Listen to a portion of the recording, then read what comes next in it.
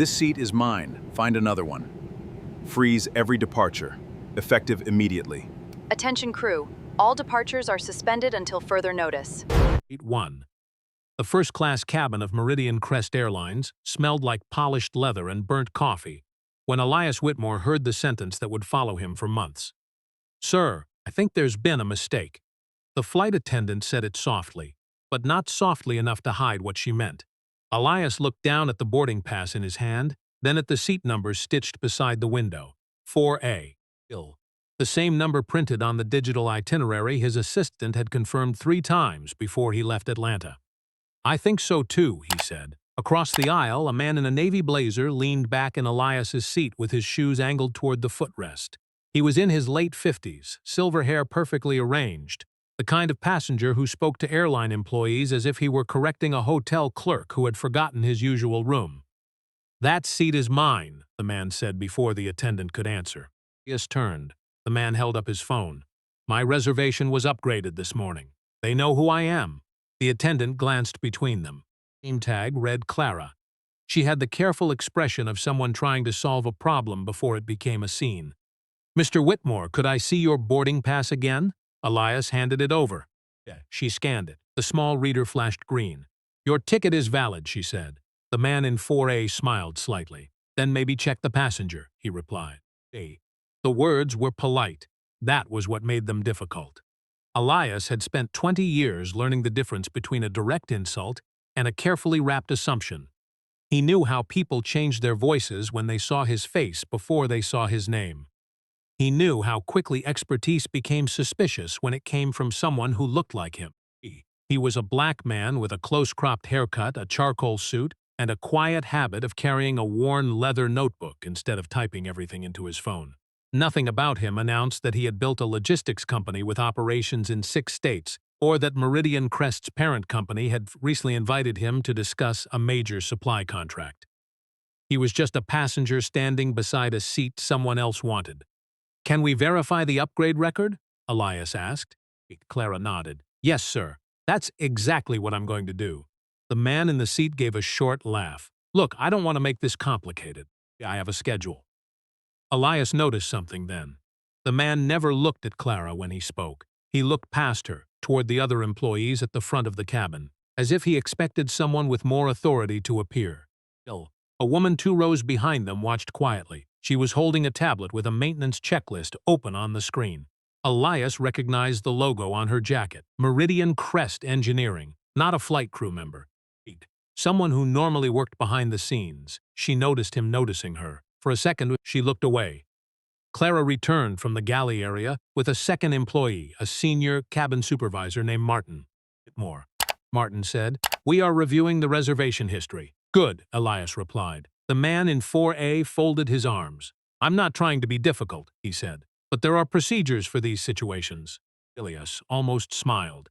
That was the phrase people used when they wanted rules without wanting questions about how those rules were applied.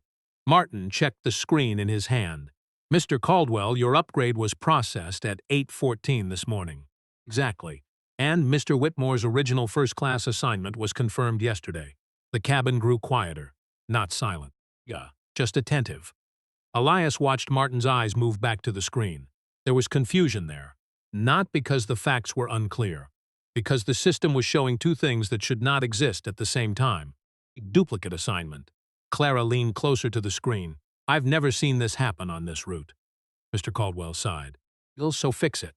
Elias looked at the seat, then at the people standing around him. He could force the issue. He could say his name. He could explain exactly what Meridian Crest stood to gain or lose by treating him like an inconvenience. He didn't. Not yet. Instead, he reached into his leather notebook and removed a small printed confirmation page. "I think before anyone moves anyone," he said, "we should find out why the system decided my ticket was the problem." The engineering employee behind him lowered her tablet. And for the first time, someone else in the cabin looked less interested in who Elias Whitmore was. They looked interested in what had happened. Part 2. The system did not decide anything. People did. That was what Elias kept thinking, as Martin stepped away from the aisle and spoke quietly with Clara near the galley. The flight was already boarding. Passengers in first class were finding their seats, placing coats into overhead compartments, pretending not to listen while listening to every word. Mr. Caldwell remained in 4A. That detail bothered Elias more than the argument itself. A. If the airline believed there had been a mistake, the seat should have been temporarily held while they verified the record. Instead, the person occupying the disputed seat was still being treated as the default owner of it. A small decision, a revealing one. Mr. Whitmore, Martin said after a minute, returning with a tablet. We are going to ask if you would be willing to take another first-class seat while we resolve this. Elias looked at him. Another seat? Yes, sir. You can offer 7D. Is 7D available because it was always assigned to me? Martin hesitated. No. Then it's available because someone wants me to move. Supervisor's expression tightened. I understand your concern. Elias nodded slowly. I don't think you do yet. The words were calm. That seemed to make the moment harder for everyone. Mr. Caldwell leaned toward the aisle. Listen, I've been flying this airline for years. I don't have time for a dispute over a seat. Elias looked at him. Neither do I. The response surprised the man. For a moment there was no argument to push against. Then Caldwell turned to Martin. This is becoming uncomfortable for everyone. That sentence traveled farther than he probably intended. Because discomfort was often the final reason people gave when they wanted a problem removed. Not solved. Removed. Behind Elias, the engineering employee with the tablet stood up. Excuse me, everyone turned. She looked uncertain, like she regretted speaking before the words were even finished. I might have something. Recognized her badge, Miss Rivera. I work aircraft systems integration, she said, not reservations. But I was reviewing a maintenance delay earlier, and I saw an unusual system notification. She tapped her tablet. After the aircraft swap this morning, the first-class inventory file was refreshed manually. Martin frowned. That wouldn't affect passenger assignments. No. She hesitated, but there was a warning. Elias noticed the way she said warning, not error. Not failure, warning. What kind of warning? Martin asked. A conflict between protected assignments and replacement inventory. Caldwell's face changed slightly. Not fear, an annoyance. Like someone had introduced an unnecessary complication. Are you saying the airline system made a mistake? He asked. Miss Rivera looked at him. I'm saying the system told someone there was a problem. That was different. The distinction mattered. Martin took the tablet from her and reviewed the screen. Elias watched him scroll. The more he read, the less comfortable he looked. Who approved the manual refresh? Clara asked. Martin didn't answer immediately. That's internal. Elias noticed the change. A few seconds earlier, everyone had been focused on getting the seat situation finished. Now they were focused on understanding how the situation happened. Mr. Caldwell stood. I'm not waiting around while employees investigate software. Martin looked at him. Sir, please remain seated for a moment. It was the first time Martin had asked Caldwell to do something. Not Elias. Caldwell. The difference was small, but Elias saw it. So did the woman with the tablet. Caldwell sat back down, but his expression hardened. This is ridiculous. Elias looked out the window. The aircraft sat beside the gate, surrounded by service vehicles and workers moving with practiced urgency. He had spent years studying logistics networks. A delay was rarely caused by one person making one mistake. It came from small choices made by people who assumed nobody would examine them. His phone vibrated. A message from his executive assistant, Naomi. Heard there's a boarding issue. Everything okay? Elias typed back. Not sure yet. Checking facts first. He almost added more. He didn't, because the facts were not complete. And he had learned something years ago while building his company. The first version of an incident was usually the version told by the person with the most confidence, not the person with the most truth. Martin finally looked up. Mr. Whitmore, Mr. Caldwell, I need both of you to remain available. Available for what? Caldwell asked. For a reservation audit. The word changed the mood. An audit meant records, not opinions. Not assumptions. Records. Clara quietly opened a new incident form on her screen, and before anyone could stop her, she added one more name to the report. Elena Rivera, employee who had decided not to look away. Part 3, the reservation audit, took 11 minutes. Elias knew because he counted, not because he was impatient. Because 11 minutes was long enough for a person to make a mistake, apologize, and correct it. It was also long enough for an organization to decide what story it wanted to tell. Martin stood near the galley with his tablet pressed against his palm. Clara moved between passengers, offering water and small explanations that sounded increasingly rehearsed. Thank you for your patience. We're resolving a system discrepancy. A system discrepancy. Elias had heard that phrase before. Companies loved language that removed fingerprints. The problem happened. The system did it. The process failed. Nobody chose anything, except someone always did. His phone buzzed again. Naomi. This time, he answered. Hey, Elias, I'm looking at the travel portal. Your seat disappeared from the itinerary. He glanced toward Martin. It disappeared? Yes, not canceled, not changed, removed. Elias sat straighter. When? About 20 minutes ago, the same time the boarding issue began. He lowered his voice. Hey, can you send me the original confirmation? I already did. A notification appeared. He opened the email. There it was. Confirmation generated at 6:42 p.m. the previous evening, passenger name, flight number, seat assignment. You see, payment confirmation. Everything ordinary, everything complete. Except something caught his attention. A reference number at the bottom. Not the ticket number. The service modification code. He had seen codes like that before.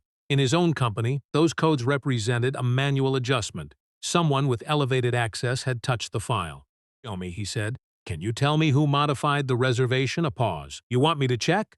Yes. Another pause. Ilias. He heard the hesitation.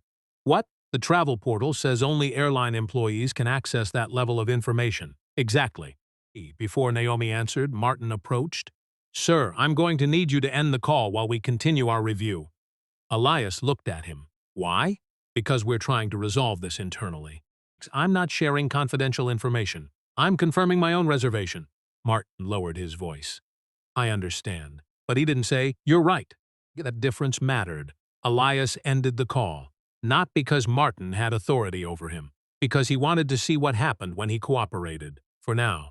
Mr. Whitmore, Martin said, we found the issue. Caldwell leaned forward immediately. Good. Martin looked uncomfortable. The upgrade was processed correctly. However, your original assignment was moved during the aircraft change. Moved where? Elias asked. Martin glanced down. It's what we're investigating. Caldwell exhaled sharply. So the seat is mine. The sentence came quickly. Too quickly. Martin looked at him. No, sir. That's not what I said. The correction hung there. Small. Important. Caldwell's expression hardened. Then what exactly are you saying? Martin rubbed the edge of the tablet. I'm saying the airline created a conflict. Yes, watched the supervisor carefully. Not the words, the order of the words. Martin had stopped protecting the comfort of the passenger in the seat, but he still wasn't protecting Elias. Not yet. Then Clara returned. She was holding a printed document. Mr. Whitmore? Yes. I found something in the reservation history. Martin looked at her. Clara. She stopped. That single word carried a warning. Not loud, not dramatic, just enough, Elias noticed. So did Elena Rivera. The engineer stepped closer. What did you find? Clara looked at Martin, then at Elias, and at the paper. The original assignment was not removed because of the aircraft swap. Nobody spoke. Clara swallowed. It was changed before the aircraft was switched. The cabin shifted. Not emotionally, logically. The explanation everyone had been using was no longer possible. Martin took the document from her. His eyes moved across the page. Who authorized this? Clara answered quietly. A supervisor-level access code. Caldwell looked away. Only for a second, but Elias saw it, and so did Elena. The moment passed quickly, a tiny movement. Yeah, a person hearing something they did not expect. Elias had spent years in negotiations. He knew that sometimes the truth did not arrive as a dramatic confession. Sometimes it arrived as a person realizing the explanation they had trusted no longer protected them. Martin looked toward the front of the cabin. Mr. Whitmore, I need you to understand something. Elias waited. This is no longer a seat dispute. Outside the window, the ground crew disconnected a service cable from the aircraft. The plane was still preparing to leave, but the problem inside it had already changed. Martin opened the incident report again. This time he added a new category, unauthorized reservation modification. And for the first time since boarding began, Elias saw something different on the faces around him. Not suspicion, concern. Part 4, Elias had built his company by learning one uncomfortable truth. Most failures did not begin with a bad decision. They began with a small decision nobody thought was important enough to question. A shipment marked as low priority, a contract clause ignored, a maintenance note left unread. A person moved aside because it was easier than asking why. He sat in 4A now, watching Meridian Crest employees discover their own version of that mistake. The aircraft door remained open. The boarding process had stopped. Passengers in first class were no longer pretending they weren't listening. Everyone had become part of the incident.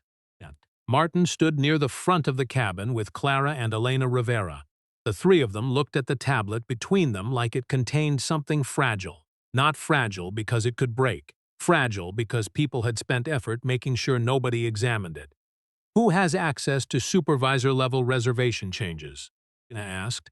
Martin looked at her. "Engineering doesn't usually involve itself with passenger systems." "I know. Then why are you asking?" She glanced at the screen. "Because I work on aircraft reliability. When something unusual happens, the first question is not who made the mistake."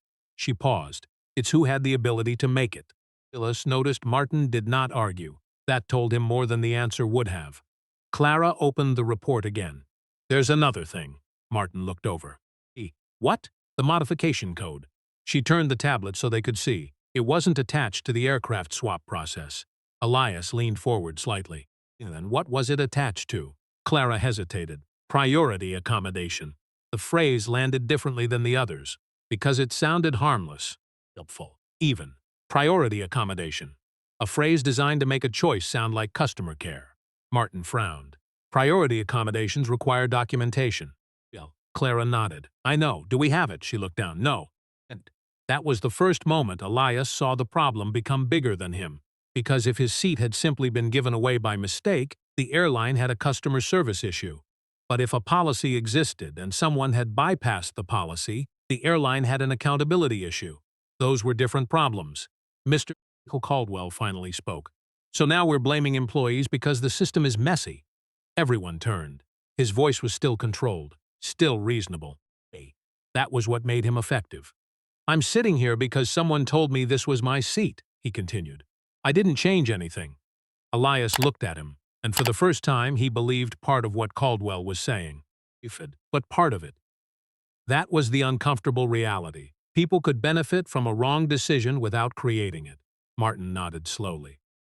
"That's why we're reviewing the chain of authorization." Caldwell looked relieved for half a second, then frustrated. "So I'm being punished for following instructions?" "No one said that." "Making me wait." "Yes." The answer surprised everyone, including Martin, because he had finally stopped trying to make the situation comfortable. He was managing it, a small difference, a necessary one.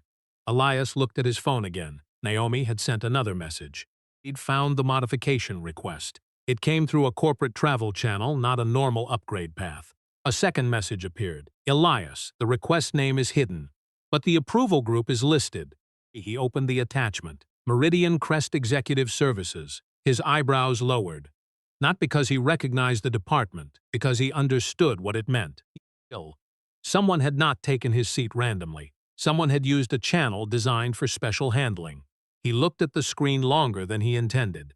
A memory surfaced. 3 years earlier, he had attended a leadership conference where a young black operations manager told him something he never forgot. "People think bias always looks angry," the man had said. "Sometimes it looks efficient." At the time, Elias had disagreed. Not completely, but enough. He had believed bad intentions were usually obvious. Experience had taught him otherwise. Sometimes unfairness arrived wearing a badge, holding a clipboard, and saying it was only trying to help. "Mr. Whitmore?" He looked up. Martin was standing beside him. "We need to ask you something." Elias closed his phone. "Okay. You request any special handling for this flight?" "No." "Did anyone from your company contact Meridian Crest?" "No." Martin nodded. The answer mattered. But Elias could see another question forming. One he had been expecting. "Mr. Whitmore," Martin said carefully, "does your position with your company have anything to do with this?" There it was. The question beneath all the other questions. Not "who are you?" but "would this matter more if we knew who you were?" Elias looked at the seat and at the people standing around him. "I don't think my position should matter." Nobody responded, because everyone knew he was right. The difficult part was admitting that the situation had already been treated as if it did. A few minutes later, Martin made a decision. "Mr. Caldwell, we are moving you temporarily to 6B while we complete the review." Caldwell stared at him. "You're moving me?" You know who I am? Martin's expression stayed neutral. Yes, sir. The answer was not angry. Impressed, just factual. And that does not change the review. Caldwell stood slowly. His face showed something Elias recognized. Embarrassment, loss of control. As Caldwell picked up his jacket, Elena looked at Elias. I'm sorry this happened. Elias shook his head. Don't apologize for the investigation. She looked surprised. Then what should I apologize for? Elias glanced toward the open aircraft door. For the fact that someone thought nobody would ask questions. Outside, a ground worker removed a printed boarding document from the service cart and replaced it with a new one. A simple piece of paper, a simple correction. But inside the aircraft system, the original change remained, and someone still had to explain why they made it. Part 5. The first person to lose control of the situation was not Mr. Caldwell. It was the person who had created it. Elias knew that before anyone said a word. He knew it because organizations had patterns. When a mistake was small, people explained it. When a mistake threatened reputation, people protected themselves. The difference was usually the first 10 minutes after discovery. Those 10 minutes revealed whether a company wanted the truth or wanted the problem to become smaller. The aircraft door finally closed. Nobody did the departure. The flight crew had informed passengers that the delay would continue while Meridian Crest completed an internal verification. The announcement was carefully written. No names, no details. Admission. Just enough information to sound responsible. Not enough to explain anything. Elias sat in his original seat again, 4A. The seat itself felt different now. Not because it had changed, because everyone knew it had become a place where a decision had been made. Martin approached with a new expression. Less confusion. Responsibility. Mr. Whitmore, I owe you an update. Elias looked up. Okay. Contacted our operations control center. And they confirmed the reservation modification was made through executive services. Elias waited. And the person who submitted it, Martin looked uncomfortable. We're still confirming. Still confirming. Another phrase that could mean many things. Elias glanced toward the aisle. Mr. Caldwell was sitting in 6B now. He looked irritated, but he was no longer speaking. His phone was in his hand, his thumb moving quickly. Does Mr. Caldwell know who submitted it? Elias asked. Martin's eyes moved briefly toward him. I can't discuss another passenger's information. Fair enough. Elias accepted the answer. Then he asked the next question. Can you tell me if Mr. Caldwell requested the change? Martin didn't answer immediately. It was enough. Elias nodded. I understand. Martin looked at him. Do you? Yes. Because the answer was becoming clearer. Caldwell might not have created the problem, but someone had created a pathway for him to receive a benefit he did not question, and that was often how unfair systems survived. Not because everyone involved was equally responsible, because enough people accepted the result. Elena Rivera approached from the forward galley. She had removed her engineering jacket and folded it over her arm. I need to tell you something, she said. Merton looked at her. Elena, I'm not sharing confidential information. Her voice was calm. I'm sharing what I personally observed. Martin stepped back. Yes, noticed that. He allowed her to continue. I saw the notification this morning because I was reviewing the aircraft change log. She looked at Elias. The first-class inventory was not the only thing affected. What else changed? She looked toward Martin, then back. The priority seating system. Elias frowned. Meaning? Meaning someone adjusted the rules that determine which reservation received protection during a disruption. The words were careful, but the meaning was not. A seat assignment was one thing.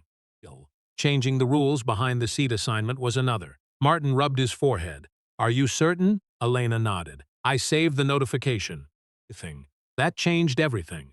Not because it was a perfect piece of evidence. It wasn't. A notification could show that a system event occurred. It could not automatically prove why someone caused it. It created a question, and questions were dangerous when they reached the right people.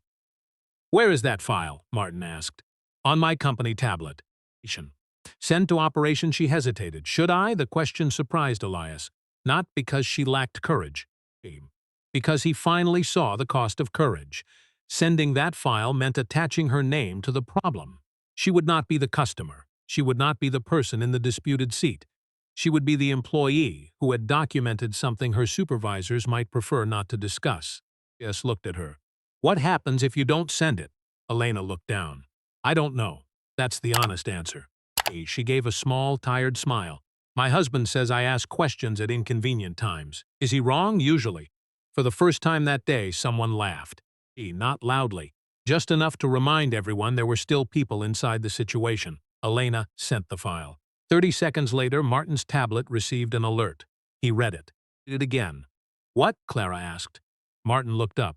Operations has escalated this. Oh, Elias asked. Martin hesitated. Corporate compliance. The word changed the temperature of the conversation. Because compliance did not exist to protect feelings. It existed because companies eventually learned that ignoring patterns was more expensive than investigating them. A few minutes later, Elias's phone rang. Naomi, he answered. Ilias. Her voice was different. Your name is circulating internally. He looked out the window. What do you mean? I mean someone figured out who you are. Elias closed his eyes briefly. He had hoped that would not happen. Not because he was ashamed of his success, because he wanted the answer before the excuse. It changed. Naomi paused. The airline's corporate office received your passenger profile. And now everyone knows you're the founder of Whitmore Logistics. Elias looked around first class. The same cabin, the same people, the same seat, but the meaning of the room had shifted. Not because he had become more important. Because some people were finally realizing they should have treated him the same before they knew. Martin returned from the front. Mr. Whitmore. Yes? I need you to understand something. Elias waited. The compliance team is not reviewing whether you deserve first class. A pause. They're reviewing why the system allowed someone else to decide you didn't. For the first time that morning, Elias believed the answer might not disappear. But then Martin added one more sentence, and it changed the direction of everything. The person who approved the modification is asking for the records to be sealed until further notice. Part 6 Elias had spent enough years around executives to know that sealed rarely meant protected. Sometimes it meant preserved. Sometimes it meant controlled. The difference depended on who requested it and why. He looked at Martin. Who asked for the records to be sealed? Martin did not answer immediately. That delay told Elias more than the answer would. Mr. Whitmore, I need to be careful. I appreciate that. The request came from someone with authority to place a temporary hold on internal reservation records. Temporary hold for what purpose? Martin looked toward the front of the cabin. To prevent unauthorized disclosure during review. Just nodded. That sounded reasonable. Almost too reasonable. And who decides whether the request is legitimate? Martin exhaled. Favorite compliance. Not the person who requested it? No, that mattered. Because a process could protect the truth or protect the person controlling the process. The difference was not in the words, it was in who had the final say. Elias looked at Elena. She was standing near the galley, holding her tablet against her chest. She looked less afraid than before, but more tired. He understood that feeling. The moment after you do the right thing was often not relief. It was waiting to see what the right thing would cost. Did you know this would happen when you sent the file? Just asked her. She shook her head. No. Would you have sent it if you did? Elena looked at the tablet. Then at the passengers watching from their seats. I don't know. It was an honest answer. Elias respected that more than confidence. People often admired courage after the danger had passed. He rarely understood the uncertainty before it. The aircraft finally pushed away from the gate 34 minutes late. The announcement blamed a reservation system review, no apology, no details. Just enough explanation to close the conversation. But the conversation was not closed. Not for Elias. Not for Elena. Not for the people now quietly wondering what had actually happened. During the climb, Martin returned. This time he was not carrying a tablet. He carried a folder. We have a decision from corporate compliance. Elias waited. Mr. Caldwell will remain in 6B for the remainder of the flight. Elias nodded. That seems reasonable, Martin continued. Original assignment is confirmed as valid. I assumed it was. A small expression crossed Martin's face. Not quite a smile. More like agreement. But there's something else. Elias looked at him. Okay, we found the original priority accommodation request. The cabin noise continued around them. Engine, the ventilation, the quiet movement of passengers, normal sounds, a strange background for a conversation that was no longer normal. Who submitted it? Elias asked. Martin opened the folder. We cannot disclose the individual name until the review is complete. Elias looked at him. Martin hesitated. But we can confirm it was submitted by someone outside the standard customer service structure. Executive services? Yes. They had authority, they had access. Elias leaned back. That distinction mattered. Access was not permission. A person could have a key without having a reason to open a door. Was the request based on a policy? Elias asked. Martin looked down. No. Was it based on a safety concern? No. Was it based on a documented operational need? Another pause. No. The answer was finally becoming clear. The seat had not been reassigned because the airline needed to solve a problem. The problem had been created because someone wanted a particular outcome. But Elias was not satisfied. Not yet. And what reason was entered? Martin looked uncomfortable. Customer experience preference. Elias closed his eyes for a moment, not from anger. Ignition. A phrase that sounded harmless. A phrase that could hide almost anything. Customer experience preference. Whose experience? Whose preference? And who paid when one person's comfort depended on another person losing something they had already purchased? A flight attendant passed through the aisle and placed a cup of coffee on Elias's tray. Mr. Whitmore. He looked up.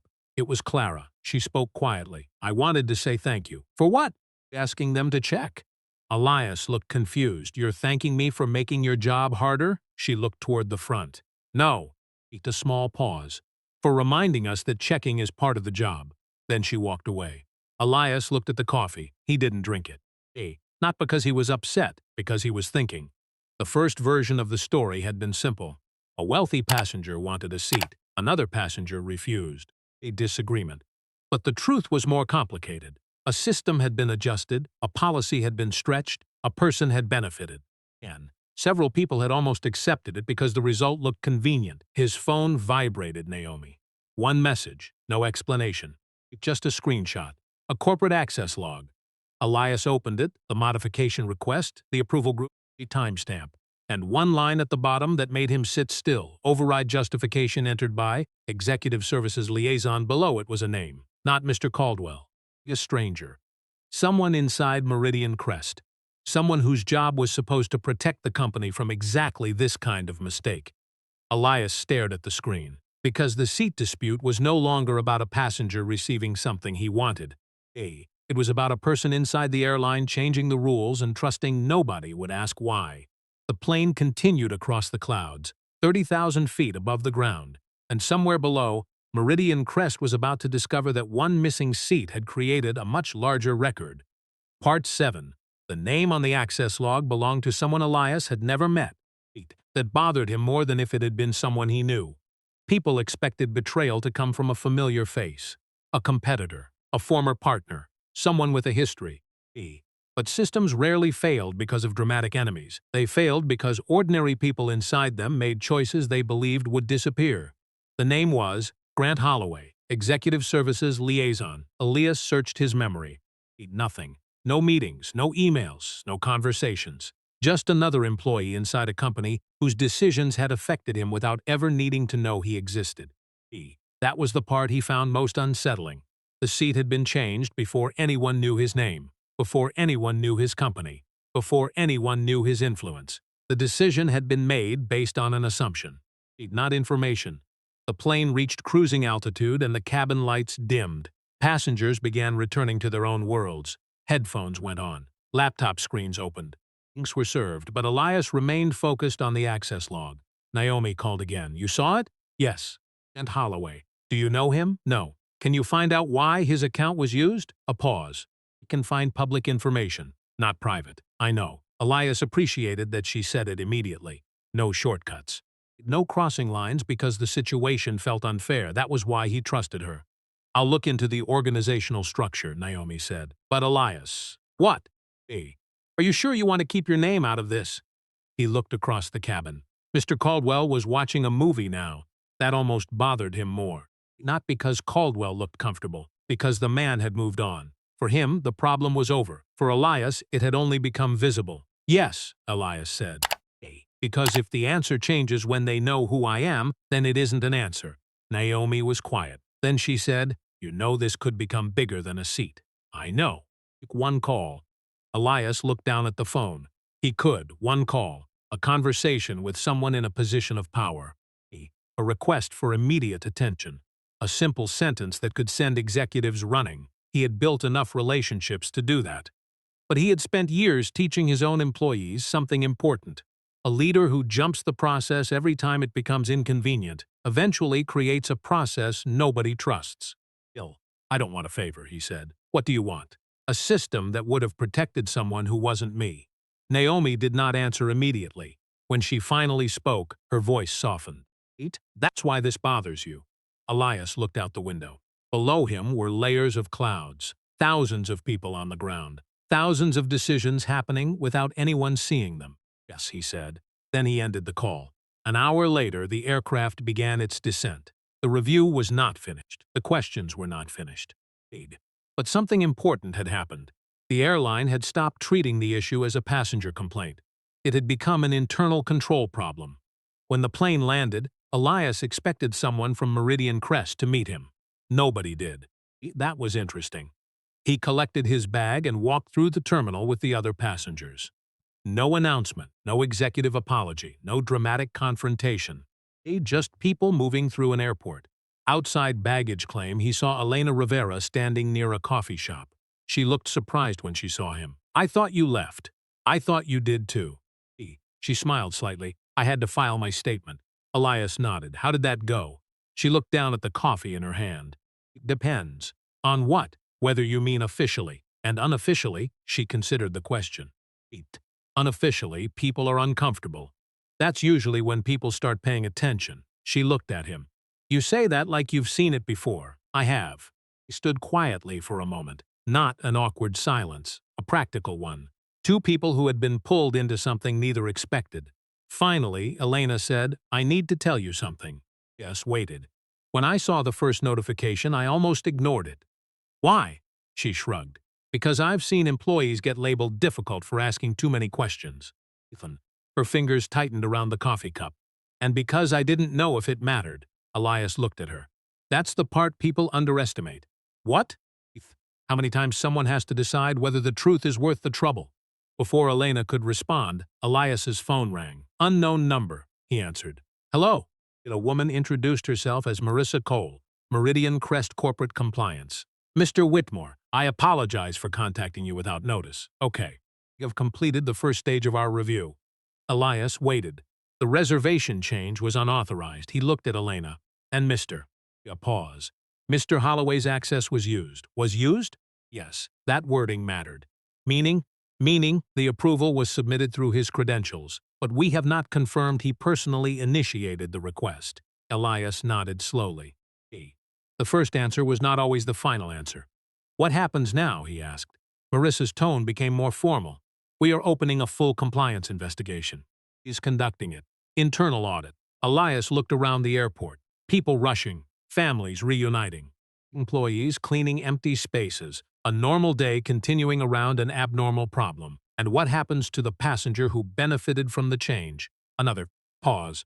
"Goldwell has been contacted." "About what?" "That the seat assignment he received was created through an improper process." Elias waited for more. There was more. He could hear it. "Mr. Whitmore," Marissa said, "there is another issue." "What issue?" "The same type of priority accommodation request was used on other flights this quarter." Elias stopped walking. Not because he was shocked, because he understood. The seat was not the story. The seat was the evidence that something larger had been happening quietly. "And for months, maybe longer," Marissa continued. "We need to ask you something." "What?" "Would you be willing to participate in the formal review?" Elias looked through the terminal window. The afternoon sun reflected across the glass. He thought about the question, not as a businessman, not as a billionaire, as the person who had stood beside seat 4A before anyone knew his name. "Yes," he said, "but I want one condition." "What condition?" "I want the review to include the people who didn't have my resources." A pause. "Meaning?" Elias looked at Elena. "The passengers who never had someone to call." Airline stayed quiet, then Marissa answered, "We can discuss that." It was not a promise, it was not a victory. But it was the first honest conversation that did not begin with moving him somewhere else. Part 8. The first mistake Meridian Crest made was thinking the investigation was about one passenger. The second mistake was thinking one investigation could remain quiet. 3 days after the flight, Elias sat in a conference room at Meridian Crest's headquarters in Chicago, staring at a wall covered with operational maps, not stock charts. Note, not marketing slogans, routes, maintenance hubs, customer service centers, thousands of small connections that kept an airline alive. He liked the room for one reason. It showed the company as it really was. A network, not a logo. Across the table sat Marissa Cole from Corporate Compliance, two internal auditors, Martin from Cabin Operations and Elena Rivera. Elias noticed something immediately. No Grant Holloway, no Mr. Caldwell. Interesting. Begin. Marissa said, I want to clarify the purpose of this meeting. Elias nodded. This is not a disciplinary hearing. Good. This is a fact-finding review. Better. Marissa opened a folder. The initial findings confirmed that your first-class assignment was improperly modified. The request was submitted through Executive Services using credentials associated with Grant Holloway. Elias listened. A broader review. Marissa looked at the auditors. 187 priority accommodation requests were examined. The room became still. Of those, 29 involved manual changes outside standard procedures. Elias leaned back. 29, yes. And how many affected passengers? The auditor answered. 46 passengers. Nobody spoke for a moment. Not because the number was impossible, because it was now a real number. Not a theory. Not a possibility. People, Marissa continued. We are still determining whether each case involved discrimination, policy misuse, or unauthorized preference. Elias nodded. Distinction matters. Yes. Because not every bad process has the same cause. Marissa looked at him. I appreciate that you're making that distinction. Elias looked down at the documents. I'm making it because accuracy matters.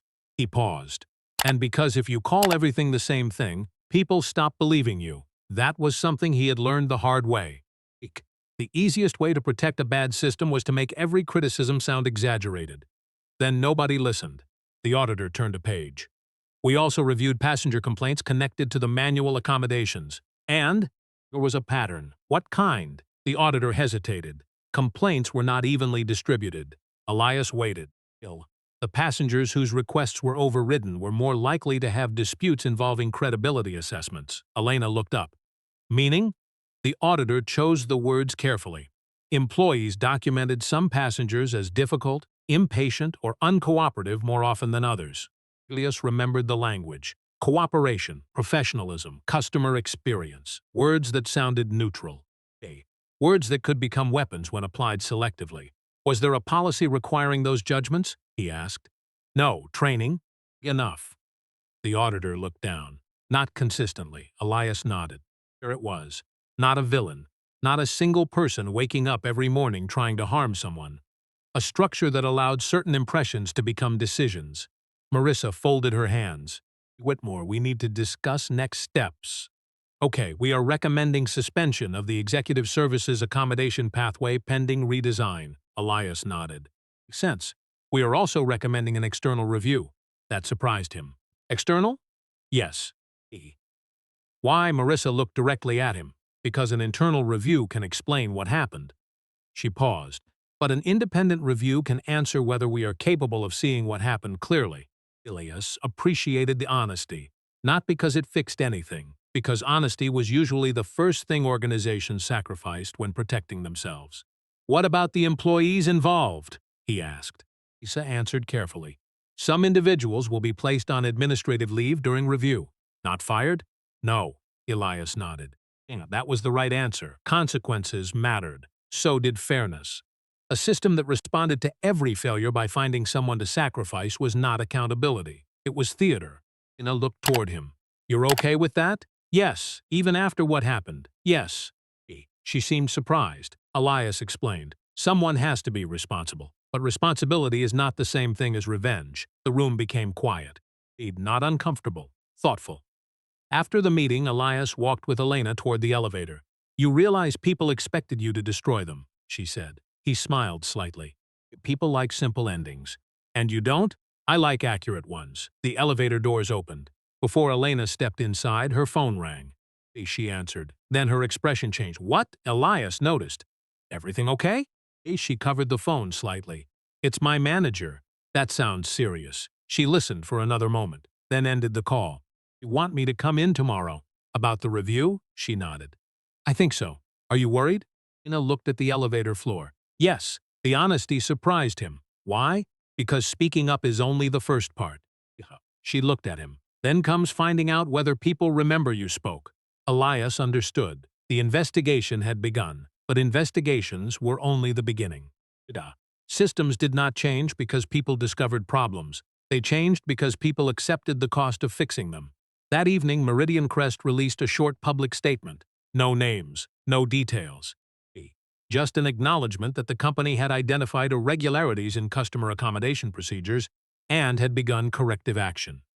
The statement was careful, professional, controlled, but it contained one sentence Elias read twice. Meridian Crest recognizes that equal treatment requires more than consistent policies. It requires consistent application of those policies. It was not an apology, not yet, but it was the first time the company had admitted the problem was not only what happened, it was how easily it happened. 3 weeks later, Elias received an email from Marissa. The investigation had reached a new stage. The audit was complete, and the final report contained one finding that changed the outcome. And Holloway had not created the accommodation system. He had inherited it, but he had chosen to use it. Part 9 Elias expected the hardest part to be proving what happened. He was wrong. The hardest part was watching people decide what the truth meant after it was already proven.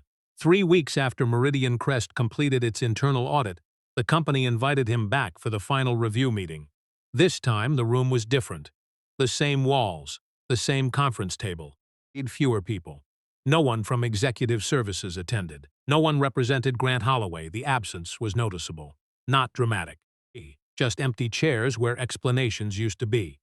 Marissa Cole placed the final report in front of Elias. We completed the independent review yesterday. He opened the folder.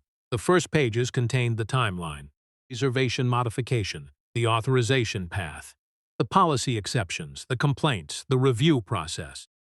The details mattered because the company had originally treated the event as a single customer conflict. The report treated it as a system failure. Elias read quietly. Then he stopped. What happened to the passengers? Lisa looked at him. The affected passengers? Yes, not the policy, not the employees. The people who had been on the other side of the decision. The auditor answered.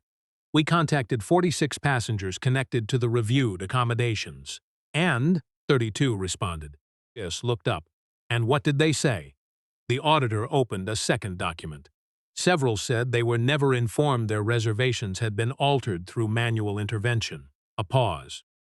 Some believed they had simply lost their place because someone else had a stronger reason to receive it. Elias closed the folder slowly. That sentence stayed with him, not because it was surprising, because it was familiar. The most damaging part of unfair systems was often not the decision itself. It was teaching people that questioning the decision would cost more than accepting it. What is Meridian Crest doing for them? He asked. Marissa answered. We are offering restitution where applicable. Where applicable? She understood the question. We cannot assume every complaint represents the same harm. Good. He looked slightly surprised. Good? Yes. Elias tapped the report. Because if you create a process where everyone receives the same response regardless of facts, you'll repeat the same mistake. The auditor nodded. That was one of the recommendations, which was create a passenger fairness review process separate from customer recovery. Elias leaned back. That's a meaningful difference. Yes. Recovery asks, how do we make this person satisfied? He looked at the report. Fairness asks, was this person treated correctly before we worried about satisfaction? Nobody answered. They didn't need to. It was already clear. Later that afternoon, Elias met Elena at a small coffee shop near the airport. No executives, no reports, no conference room. Just two people sitting near a window while planes moved across the sky in the distance. You look tired, Elena said. So do you. She smiled. That's fair. He sat quietly for a moment. Then Elena said, I almost resigned. Elias looked at her. Why? After the review started, I thought maybe staying would just mean being known as the person who caused problems. Did someone say that? No. Who said it? She looked down. Me. Elias understood. Sometimes the pressure did not come from other people. Sometimes it came from knowing exactly what other people might think. What did you decide? He asked. She looked out the window. I stayed. Why? Because I realized something. What? If everyone who notices a problem leaves, the people who ignore problems become the only ones left, Elias smiled. That's a good reason. It doesn't mean I'm fearless. It shouldn't. She looked at him.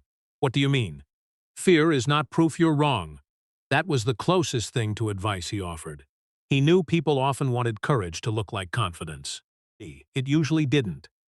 Sometimes courage looked like sending an email while knowing your name would be attached. Sometimes it looked like walking back into the same building where people knew you had spoken. A month later, Meridian and Crest announced its changes. The Executive Services Accommodation System was suspended permanently.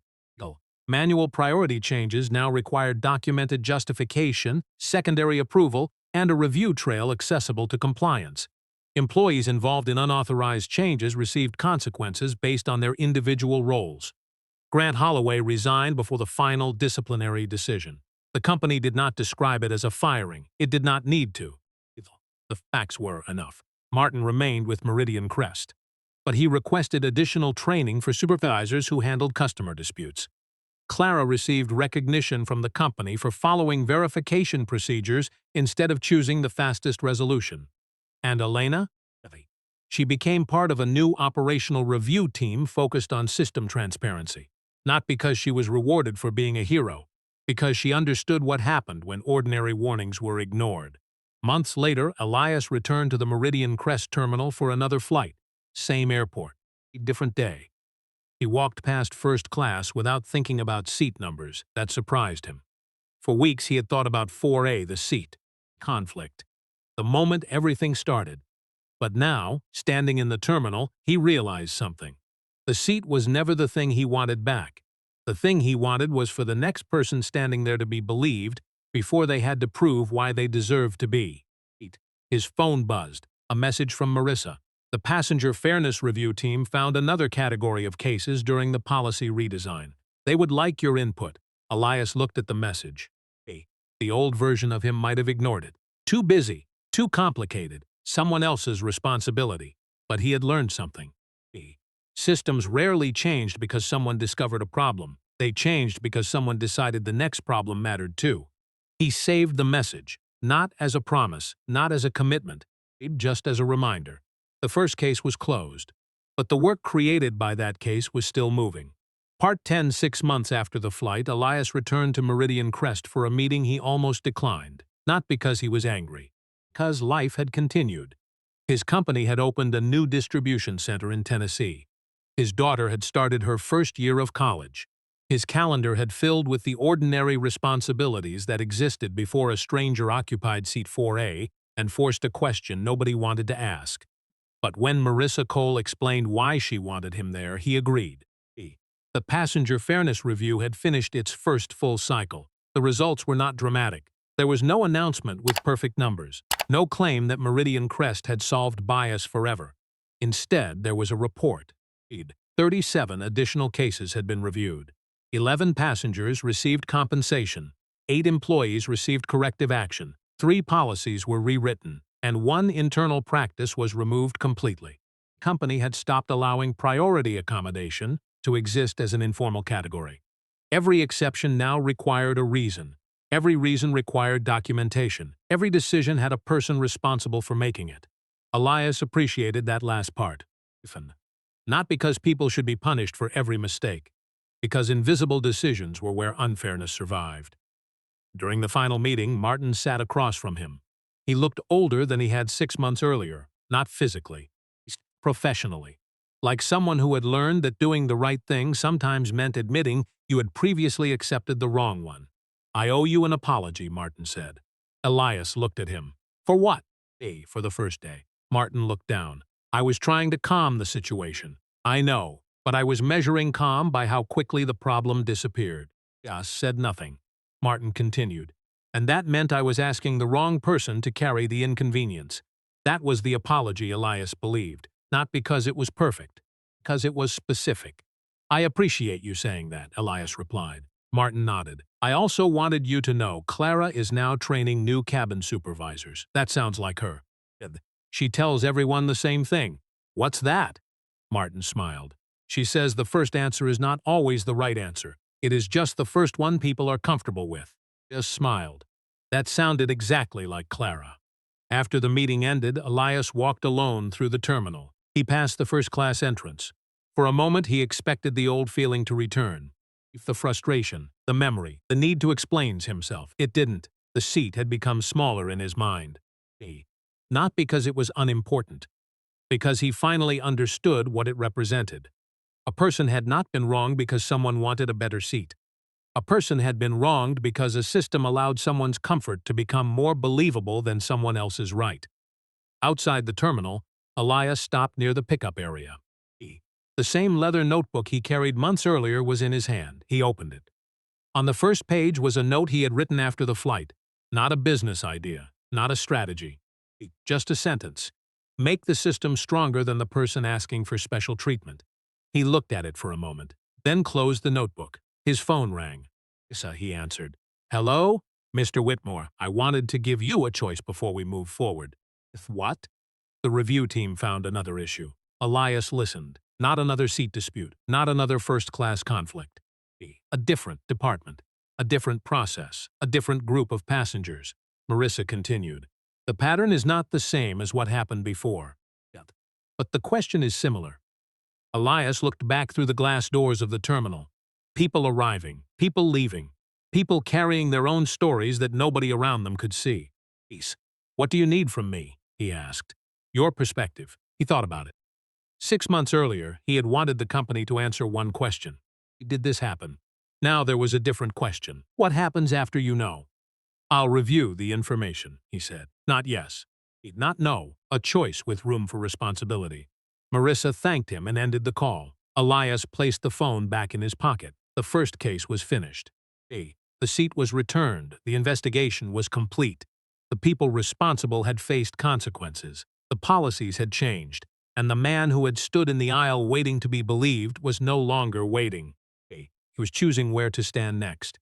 Outside, another Meridian Crest aircraft lifted into the afternoon sky. Elias watched until it disappeared. Then he turned toward the road ahead. Not because the story was unfinished. Because some stories end with an answer, and some end with a person who found it deciding what to do with it.